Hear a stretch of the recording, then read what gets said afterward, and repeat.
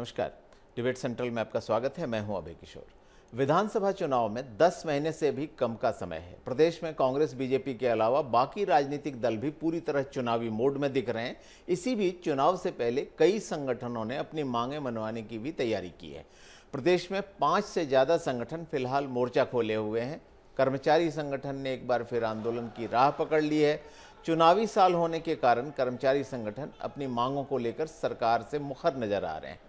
कर्मचारी संगठन के अलावा आंगनबाड़ी कार्यकर्ता भी पूरे प्रदेश में हल्ला बोल जारी रखे हैं। अनियमित कर्मचारी, अनुकंपा संघ और सहायक शिक्षक भी अपनी मांगों को लेकर अपने अपने तरीके से विरोध दर्ज करा ही रहे हैं।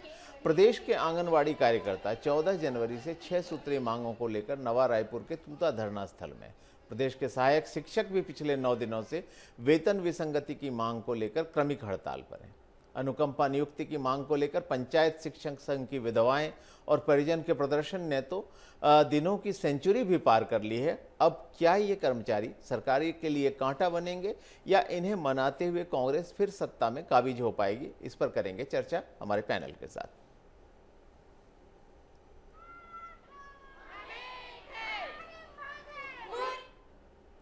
तो इस मसले पर चर्चा करने के लिए मेरे साथ 2 खास मेहमान हैं। मेरे साथ हैं कर्मचारी नेता विजय झा और साथ ही कांग्रेस प्रवक्ता विकास बजाज। आप दोनों का बहुत बहुत स्वागत। विजय जी, लगातार आंदोलनों प्रदर्शनों का दौर जारी है। एक के बाद एक संगठन सामने आ रहे हैं। अब हम अगर सीधे सीधे बात करें तो अगर आंगनवाड़ी कार्यकर्ताओं और सहायिकाओं की बात करते हैं तो उनके खिलाफ एक आदेश भी जारी हुआ है और उसको लेकर काफ़ी आक्रोश है कि अगर वो हड़ताल खत्म नहीं करते हैं तो उनके खिलाफ कार्रवाई की जाए, उनका मानदेय रोक दिया जाए, उनको निकालने की कार्रवाई की जाए। आपकी पहली प्रतिक्रिया इस पर क्या है? देखिए भाई जी, गरीब मांगे तो भीख, अमीर मांगे तो चंदा है। हिंदुस्तान में चल रहा गोरख धंधा है। राजनीतिक पार्टियों के पक्ष और विपक्ष में रहते हुए सोच और विचार और निर्णय बदल जाते हैं। अभी जो सत्ता में बैठे लोग हैं 2018 में हमारे हर आंदोलन में आकर के समर्थन करते थे। आज आंगनबाड़ी बेटी पढ़ाओ बेटी बचाओ, अब क्या बेटी भगाओ की पारी आ गई कि 48 घंटे में आप अपने नौकरी में वापस नहीं आएंगे तो आपको सेवा समाप्त कर दिया जाएगा, तनख्वाह रोक दिया जाएगा। ये जो प्रशासनिक दबाव है, ये राजनीतिक दबाव है, ये लोकतंत्र में उचित नहीं है। देखिए, इन्होंने पहले ही मांग किया था आंगनबाड़ी कार्यकर्ताओं ने कि हमको कलेक्टर दर पर वेतन दिया जाए। ये 16 प्रकार के काम करते हैं, मैंने गर्भाधान संस्कार से लेकर के मृत्यु संस्कार 16 प्रकार के, जो कोई नहीं करते सब काम ये लोग करते हैं। और परिवार को छोड़ करके गरीबी में 5,000 4,000 में कितना परिवार चलता है। चर्चा के माध्यम से इनकी समस्याओं का निदान होना चाहिए। चुनावी घोषणा पत्र के पहले इनको बुला करके बाकायदा कहा गया था कि हम आपकी मांगों को करेंगे। देखिए, शिक्षकों का जहां तक बात है, 1 जुलाई 18 से संविलियन हुआ। अब ओपीएस और एनपीएस के झगड़े में जिसकी संपूर्ण सेवा 9 साल 9 महीने होगी, उन्हें एनपीएस। चलिए उस पर भी चर्चा करते हैं। पहले विकास जी से आंगनबाड़ी कार्यकर्ताओं और सहायिकाओं की जो मांगे हैं उन पर चर्चा कर लेते हैं, उनकी प्रतिक्रिया जान लेते हैं। विकास जी, लगातार आंदोलन चल रहा है। पिछले साल भी आंगनबाड़ी कार्यकर्ताओं सहायिकाओं ने आंदोलन किया था और उसके बाद मानदेय में बढ़ोतरी करके थोड़ा बहुत बढ़ाया भी गया था, 1,500 रुपये और 750 रुपये। आंगनबाड़ी कार्यकर्ता को बढ़ाकर 6,500 रुपये और सहायिका को 3,250 और मिनी आंगनबाड़ी 4,500 किया गया। लेकिन अब जो इनकी मांग है, 1 से 1.5 लाख ये संगठन के लोग हैं और इनका कहना है कि कम से कम कलेक्टर दर पर मानदेय तो हो। हम इतना सारा काम करते हैं और 6,500 रुपये या 3,200 रुपये में होता क्या है? कम से कम कलेक्टर दर पर मिलेगा तो 12 से 15,000 रुपये तो कम से कम मिलेगा। तो सरकार इस पर, इसका रुख क्या है सरकार का? सरकार का रुख एकदम स्पष्ट है जी। जैसा कि हमारा संपूर्ण विकास और सामूहिक विकास की कांग्रेस की परंपरा रही है और आप अभी तक देख रहे होंगे, माननीय मुख्यमंत्री भूपेश बघेल जी के नेतृत्व में जब से कांग्रेस सरकार यहाँ से लगभग 4 साल हो गए हैं, आप देखेंगे सर्वांगीण विकास, इंक्लूसिव ग्रोथ जिसको बोलते हैं कि समाज के हर अंतिम व्यक्ति का भी विकास होना ही हमारा लक्ष्य है। उस दिशा में लगातार प्रयास हो रहा है। हमारे छत्तीसगढ़ के 36 वादे जो हमारे घोषणा पत्र में थे उस पर हम लोग कायम है और वो अभी हमारे पास अभी 7-8 महीने का और समय है। जो भी हमारे वादे किए गए, चाहे नियमितीकरण को लेके, चाहे आंगनबाड़ी कार्यकर्ताओं को लेके, वो सब पूरे होंगे। अभी तक हमारे 36 में से लगभग 32 से 33 वादे पूरे हो चुके हैं। चाहे वो किसानों का कर्ज माफी हो, चाहे धान खरीदी का रेट हो, जो आज पूरे देश में सबसे ज्यादा धान खरीदी का रेट अगर छत्तीसगढ़ में मिल रहा है तो वो कांग्रेस सरकार की देन है। किसानों का कर्ज माफी का हमने वादा किया था कि 10 दिन में कर्जा माफी करेंगे, लेकिन माननीय मुख्यमंत्री ने शपथ लेने के 2 घंटे के अंदर पूरे किसानों का कर्जा माफी किया। उन किसानों में कुछ भारतीय जनता पार्टी के भी बड़े नेता थे, उनके भी कर्ज थे, डॉक्टर रमन सिंह, धरमलाल कौशिक जैसे नेता, उनका भी कर्ज माफ हुआ, उसमें कोई भेदभाव नहीं हुआ। रही बात अभी जो कर्मचारी संघ की, उनकी मांगों पर गंभीरता से विचार होगा। जो भी उनकी जायज मांगे होंगी उनको निश्चित रूप से कांग्रेस सरकार पूरी करेगी, और उसके लिए हम लोग ये विकास जी आंगनबाड़ी कार्यकर्ताओं की पहले बात कर लेते हैं। आंगनबाड़ी कार्यकर्ता जो अपने मांगों के लिए आंदोलनरत हैं, अब उनके मांगों पर सहानुभूतिपूर्वक विचार किया जाएगा, ऐसा कोई आश्वासन उनको मिले? इसके पहले ही आदेश जारी हो जाता है कि अगर वो काम पर नहीं लौटते हैं तो उनके खिलाफ कड़ी कार्रवाई करो, मानदेय भी रोक दो। तो इस बारे में आपका क्या कहना है? देखिए प्रशासनिक व्यवस्था में अगर कहीं गड़बड़ी होगी, अगर उसके चलते अगर शासन, आम जनता, आम नागरिक, ग्रामवासियों और सुदूर जंगलों में रहने वाले आदिवासी क्षेत्र के हमारी भाई बहनों को अगर कोई तकलीफ होगी तो उसके लिए प्रशासनिक कड़ाई जरूरी है। लेकिन इनके मांगे जायज है ना जायज है उस पर हम लोग नहीं करें, इनके पे सब विचार किया जाएगा। समिति बैठेगी, अभी विधानसभा का सत्र है, बजट होगा, आने वाले समय में आप देखेंगे जो भी जायज होगा उस पर सहानुभूतिपूर्वक विचार किया जाएगा और उस पर निष्कर्ष निकलेगा। क्योंकि हमारा पूरे जो 3 करोड़ छत्तीसगढ़ की जनता है, सब हमारे भाई बहन है। कांग्रेस सबको एक नजरिए से देखती है, चाहे वो किसी भी वर्ग से आए, किसी भी धर्म से आए, किसी भी जाति से आए, तो सबका सर्वांगीण विकास करना हमारी प्राथमिकता है। चलिए, सहानुभूतिपूर्वक विचार होगा, सहानुभूतिपूर्वक विचार होगा। आपकी तरफ से ये आश्वासन आया है तो निश्चित तौर पर जो है लोग भरोसा कर सकते हैं कि इस पर सरकार विचार करेगी, जो जायज मांग होगी वो पूरी भी की जाएगी। बीजेपी प्रवक्ता KS चौहान जी भी इस बीच जुड़ चुके हैं हमारे साथ। चौहान साहब, आपका बहुत बहुत स्वागत है एशियन न्यूज में। आपने अभी विकास बजाज जी को भी सुना और इससे पहले हमारे साथ कर्मचारी नेता विजय झा जी भी हैं, जिन्होंने बताया कि किस तरह से आंगनवाड़ी कार्यकर्ता अपनी 6 सूत्री मांगों को लेकर लगातार आंदोलन पर हैं। लेकिन एक परिपत्र जारी होता है और कहा जाता है कि अगर उन्हें समझाया बुझाया जाए और आंदोलन खत्म नहीं करते तो मानदेय रोक दिया जाए। तो उनकी मांगे जो हैं उन पर विचार हो रहा है या उन्हें धमकी दी जा रही है? निश्चित रूप से धमकी ही दी जा रही है, क्योंकि ये प्रभाव की राजनीति नहीं है, तो दबाव की राजनीति चली जा रही। और मैं ये स्पष्ट कर दूं कि मांग जो होती है, मांग जब वादे के साथ आ जाती है तो वो मांग नहीं होती है, वो हक हो जाता है, जिसका वादा कर दिया जाता है। और स्वयं भूपेश बघेल जी ने उनके मंच में जाके, उनके पास जाके 2018 में जाके उनसे वादा किया था, और वो अब हमारे भाई बहनों की मांग नहीं है, वो हक है। और हक को आप कुचला जा रहा है और अननेसेसरी प्रेशर डाल के उनसे ये आंदोलन बंद करने को कहा जा रहा है। अब मैं आपको बता दूं कि 2018 में कांग्रेस को वोट नहीं दिया था लोगों ने, जनता ने कांग्रेस को वोट नहीं दिया था, उनके वादों को वोट दिया था।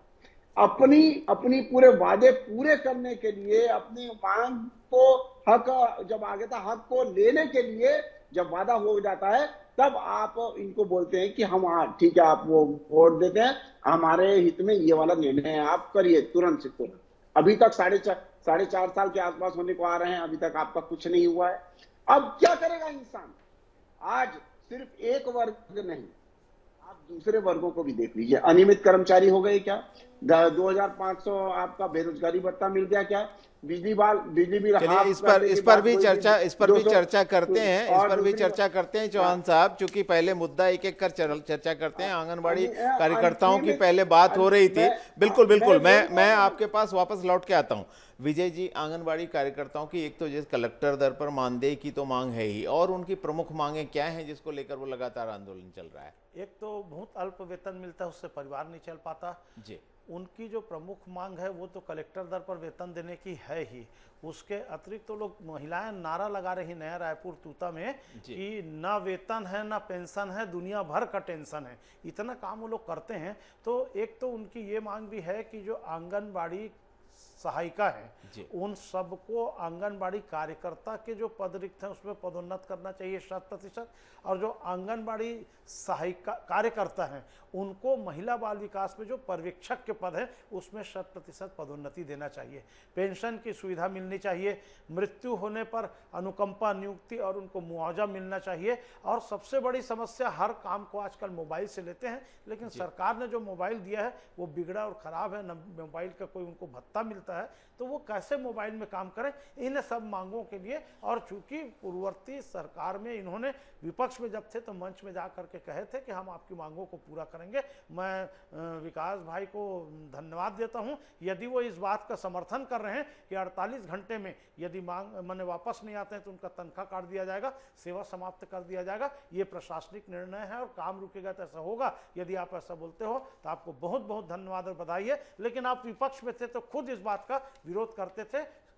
भाजपा सरकार में कितने लोग जेल गए हैं, कितने लोगों को गिरफ्तारी हुई, कितने लोगों का सर फटा है, सबका आप विपक्ष में थे तो समर्थन करते थे। कई मंच में मैं भूपेश बघेल जी, टी.एस. सिंहदेव जी, किरणमयी नायक जी को बुला करके मंच में संबोधन कराता था। तो जब विपक्ष में रहोगे तो आपके विचार अलग हैं और पक्ष में रहोगे तो आपके विचार अलग हैं, ये मैं समझता हूँ। मैं आपको सलाह नहीं दे रहा हूँ, लेकिन निंदक नियरे राखिए आंगन कुटी चबाए। जो त्रुटि है, गलती है, आपका ध्यान आकृष्ट कर रहा हूँ। उसके बाद भी आपकी सत्ता है, आप जो चाहेंगे सब स्वीकार। चलिए विकास जी, अभी आपने विजय जी की बात सुनी, विजय जी की बात पर कुछ कहना चाहेंगे? आपकी कोई प्रतिक्रिया है?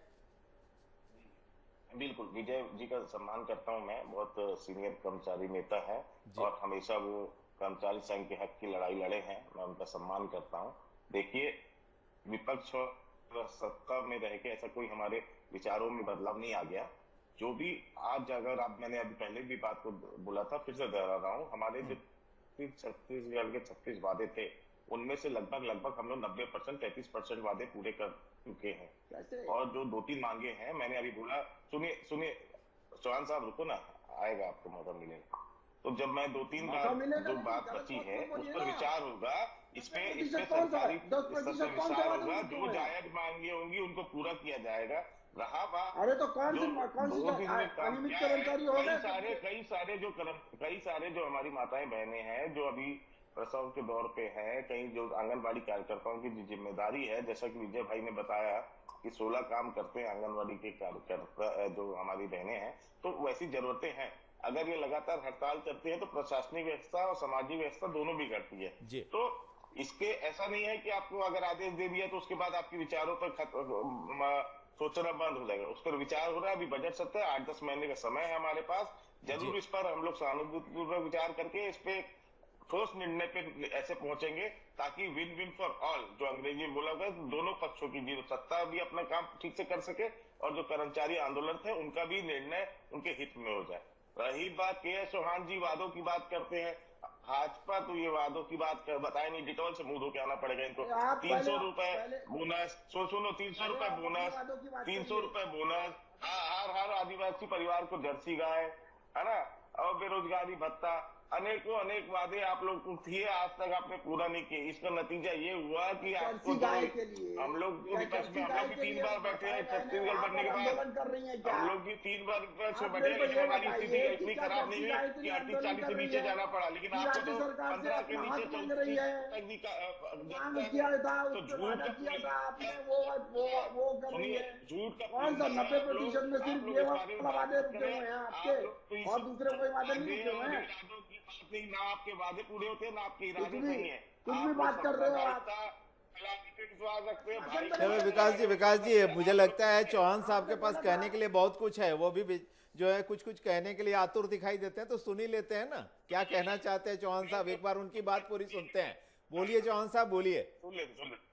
मैं बोल रहा हूँ कि आश्वासन आपने जो 2018 में मंच पे जाके ये बोला था कि हम आश्वासन देते हैं कि आपकी मांगे हम पूरी करेंगे, आपको नियमितीकरण कर देंगे, आपको जो भत्ता है और जो वेतन है वो कलेक्टर के दर से दे देंगे। ये हम आश्वासन देते हैं।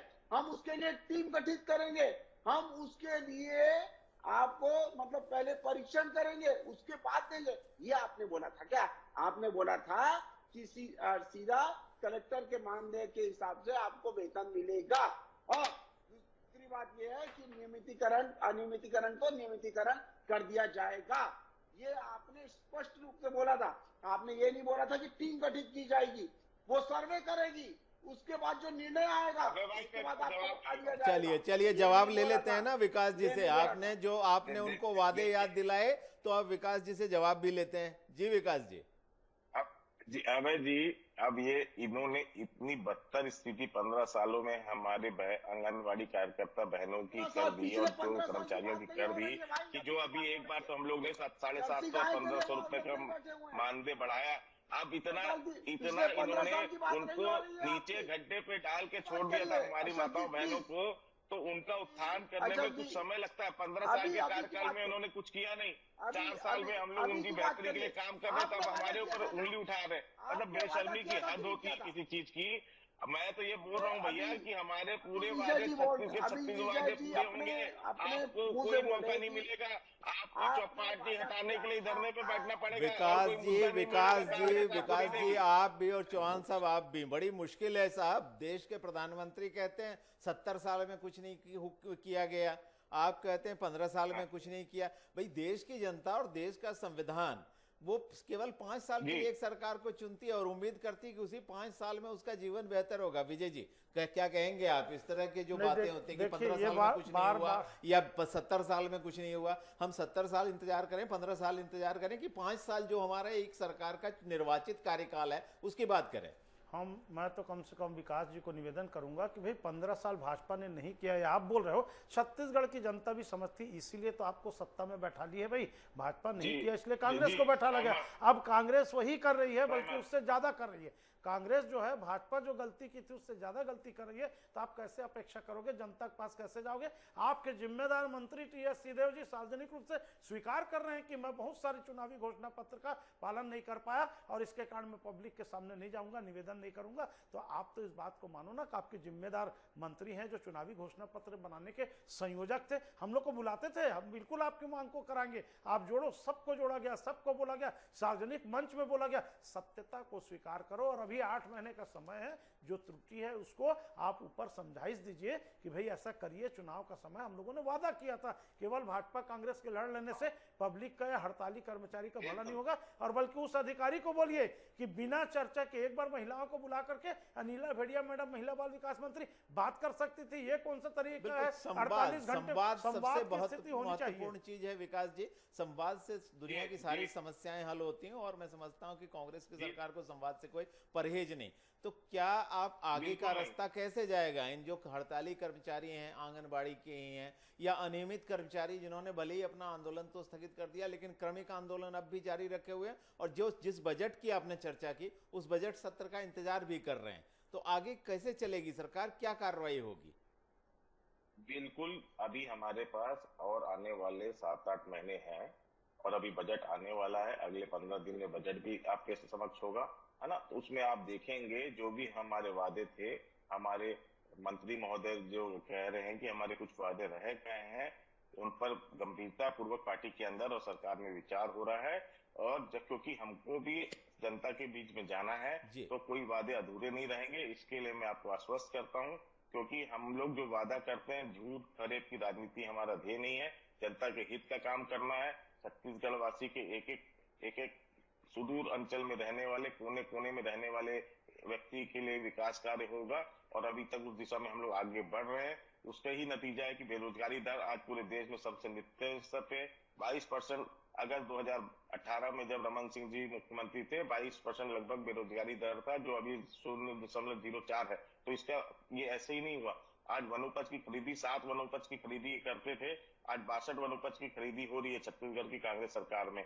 चौहान साहब मुस्कुरा कर सिर हिला रहे हैं। विकास जी लगता है आपसे सहमत नहीं है। मुझे लगता है आज प्यार का दिन है तो प्यार में कुछ आपको सुनाना चाहते हैं चौहान साहब। नहीं सुनते हैं मेरी बात हो जाए तो उनको मौका दीजिएगा जरूर। 73% पूरे देश का फॉरेस्ट प्रोड्यूस छत्तीसगढ़ से जा रहा है। तो ये सब जो सर्वांगीण विकास हो रहा है, दूर दराज में स्वास्थ्य की सेवाएं मिल रही है, स्वामी आत्मानंद स्कूल खुल रहे हैं, आज अंग्रेजी सीख रहे हैं बच्चे, आज विश्व, आज का वैश्विक माहौल हो गया, आज खाली हिंदी से काम नहीं चले। चलिए, सब कुछ अच्छा हो रहा है, उम्मीद करते हैं आगे भी अच्छा होगा। सब कुछ अच्छा हो रहा है, उम्मीद करते हैं आगे भी अच्छा होगा। विकास जी, बिल्कुल बिल्कुल विकास जी, एक बार अब चूंकि देखिए आज आप लोगों ने बहुत अच्छी बहस की है, आपने प्यार के दिन का पूरा सम्मान किया है, एक दूसरे को बड़े प्यार प्यार से एक दूसरे की जो है कमियां गिनाई है। तो चौहान साहब आपका मौका है, आप भी कुछ कही दीजिए। जी जी जी, बहुत उपलब्धियां हासिल की हैं जी इस सरकार ने। दूसरे स्थान पे आते हैं हम पूरे हिंदुस्तान में अपराधियों के मामले में। ये हमने बिहार को पीछे छोड़ दिया है, और जो अपहरण के मामले में उसमें तीसरे स्थान पे हैं हम लोग। हम तीसरे स्थान बोलूंगा, फिर आप तकलीफ है, तीसरे स्थान पे, और उसके बाद चौथे स्थान पे हैं हम लोग बलात्कार के मामले में। ये स्थितियां है। और बलात्कार के आप बात मत करो चौहान साहब, फंस जाओगे, बलात्कार की बात मत करो। एनसीआर की रिपोर्ट के हिसाब से, एनसीआर की रिपोर्ट के हिसाब से प्रत्याशी को आप उतारते और बलात्कार की बात करते यार। आप महिलाओं का कभी सम्मान नहीं किया आपने आज तक, आप बलात्कार की बात करते हैं। आप तो पूरी भारतीय जनता पार्टी नहीं, बलात्कारी जनता पार्टी हो चुके हो, और आप बलात्कार की बात करते हो। महिलाओं को कभी सम्मान नहीं किया। पूरे स्थान अरे स्थान, आप तो बलात्कारी को टिकट देते हो। जो पॉस्को है, जो आदिवासी नाबालिग लड़की से बलात्कार करता है, उसको आप टिकट देते हो। आपके नेता आपके खुद के मंत्री इस्तीफा देते हैं कि हम आप बलात्कार की बात अपने वादों को पूरा नहीं कर पाए। महिलाओं को कभी आपने अच्छी वजह से देखा ही नहीं, तुच्छ सामग्री समझे उसको, आप बलात्कार की बात करते हो। चौहान साहब, बलात्कारी जनता पार्टी है आपकी, भारतीय जनता पार्टी नहीं है। One man show. बलात्कार आप सिर्फ 2.5 साल की कुर्सी बचाने के लिए आपने पूरे देश को मटिया में करके रख दिया।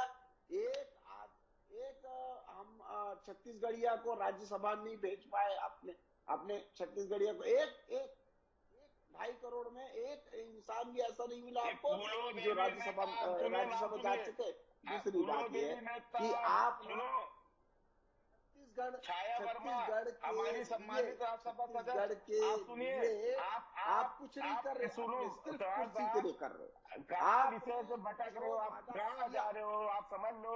आपके पास कोई मुद्दा और बात करने के लिए चीज नहीं है। चलिए, आप जनता का भला करना चाहते हैं कि कुर्सी के लिए कर रहे हैं, बिल्कुल आप लोगों को हक बनता है एक दूसरे की लानत मलामत करने का। आखिर साहब, आप जो दो ध्रुवों पर खड़े हैं तो एक दूसरे की कमियां गिनाएं, क्योंकि विजय जी के मन में बहुत सारी बातें हैं। विजय जी, एक जो बड़ा मसला है, चूंकि तमाम तरह के आपने शुरू में भी देखा, हम लोगों ने बहुत सारे लोगों के मसले उठाए कि किस तरह से अनियमित कर्मचारी संघ जो है वो अपनी मांगें मनवाना चाहता है, सहायक शिक्षकों की अपनी समस्या है, आंगनबाड़ी कार्यकर्ताओं और जो उनके सहयोगी हैं उनकी समस्या है। क्या आपको लगता है, चूंकि आप जो है एक राजनीतिक पृष्ठभूमि भी रखते हैं, क्या आपको लगता है कि ये जो तमाम तरह की नाराजगी अलग अलग संगठनों, अलग अलग कर्मचारी वर्गों की आ रही है, आने वाले चुनाव में सरकार के लिए परेशानी का सबब बन सकती है, कांग्रेस के लिए परेशानी का सबब बन सकती है? देखिए, मैं दोनों प्रवक्ता से निवेदन करूंगा कि छत्तीसगढ़ की जनता है, ये तो पब्लिक है, सब जानती है।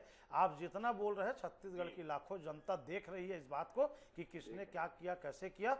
कोई एक दिए का जब तेल खत्म हो जाता है ना, तो उसकी बत्ती जो है भगभगाने लगती है, बुझने की स्थिति रहती है।